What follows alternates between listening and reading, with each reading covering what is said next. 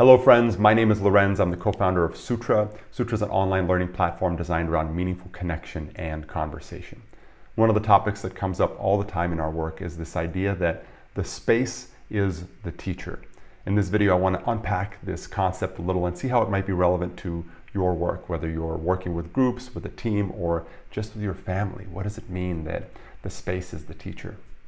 So first, I like to think about what is a space and what is a teacher. And one way to illustrate space is simply in the context of personal space. What's going on inside you? Thoughts, emotions, feelings, and how those things in your space might affect your range of self-expression. So when something is taking up space in your personal space, it's affecting your ability to fully express yourself. If you feel resentment towards another person, especially if that resentment is unexpressed, it's going to affect how you interact with that person.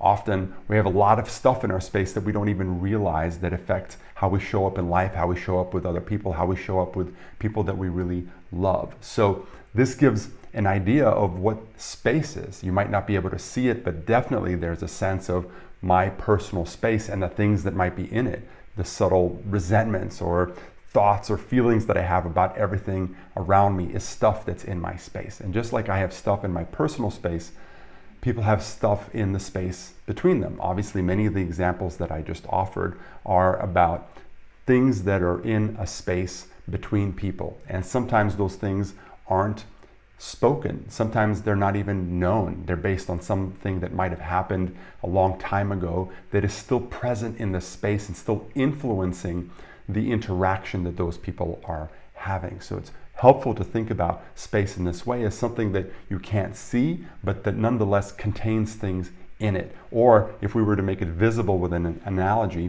imagine that somebody comes over to your house and they bring a big box and they put it in your living room. Now that box is taking up space.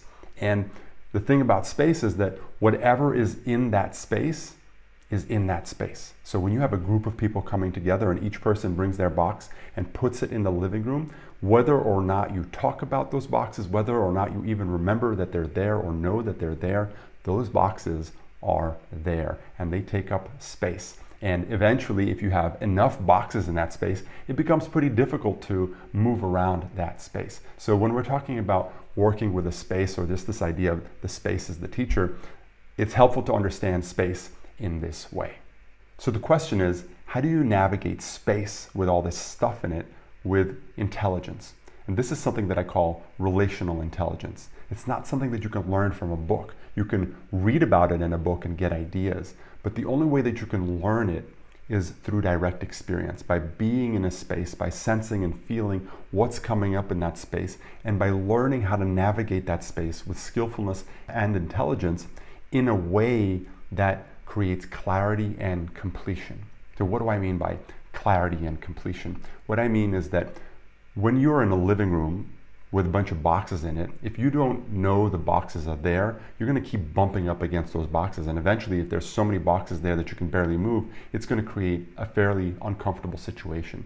As soon as you turn on the lights and you can see those boxes and feel them, you have clarity. You have, in a sense, you have completion. This is what completion is. It is witnessing everything that is in the space of shared awareness. When that becomes witnessed, not just in your mind, but in your emotions and in your body, as in fully received and felt, then it becomes something that all of us can be present to. And when all of us can be present to it, we have a lot more agency in how we respond to it. And this makes all the difference in any kind of relational situation, whether you're talking about an intimate relationship with your spouse or with your children or with your teammates or in any social situation. Everybody brings their stuff, and many times that stuff is below the surface of awareness. But as it becomes witnessed, as it becomes something that we all become present to, not just in our minds, but in a way that we can actually feel it and the other person feels us feeling it with them, then it becomes something that we can be with together. It becomes witnessed, the space becomes complete and clear, and now we have a new territory that we can work with. In fact, all that stuff in that space becomes a source of learning. It becomes a source of information. In a way, we can look at something that is in a space, whether, say, it's my self-doubt. If I feel self-doubt about a situation, if I'm not aware of it, then that can become something that blocks my self-expression. However, if I become aware of it, it becomes a source of inquiry. It becomes something that I can look at and say, I wonder why that self-doubt is there. Do I need more practice? Do I need to learn something? Did something happen in the past? Or I can simply just be aware of it and allow it to be something in my space that I work with that might even somehow inform and support the way that I show up with other people. Maybe then I can have some compassion for other people's self-doubt and how they might be feeling in a situation. So it becomes a source of information. And again, that is another layer to this idea that the space is the teacher. So why is this important? It's important because as long as there's stuff in the space, that space is taking up your attention. In her book, Arowana Hayashi, who created social presencing theater and has a book called Social Presencing Theater, talks about this concept of ma. She shares a beautiful passage from a Japanese grandmaster of tea, and it goes like this: the unconcerned moment of movement from one step to the next. The unconcerned moment of movement from one step to the next. To me, this describes the conditions of a clear space. As long as something is in your space that you're not aware of, it's very difficult to be unconcerned. There's a part of your mind that will always be concerned about that in some way. The function of the mind is survival. Survival means knowing what's out there, or at least being comfortable with not knowing. And as long as something is stuck in this space of it's there and it's not in the space of awareness, but it's influencing me, your mind is going to be concerned about it. And by clearing the space, by finding a way to create some sense of completion or witnessing, it allows your mind to free up its resources. Maybe you had an experience where you're just overthinking something or overanalyzing it, or you have a thought that won't leave you alone, or with another person, you're keep having the same arguments and situations come up over and over and over again. Well, this is a symptom of something is in the space. There's something that's unprocessed in that space, and it's creating these conditions of repetition.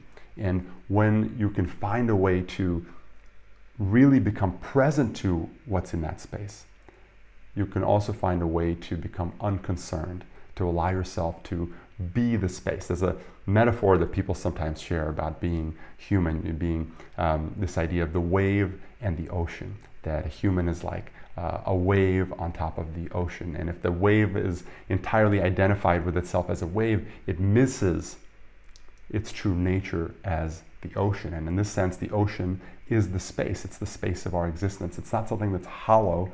It is something that is actually the fabric of our existence, just like water is the fabric of a wave.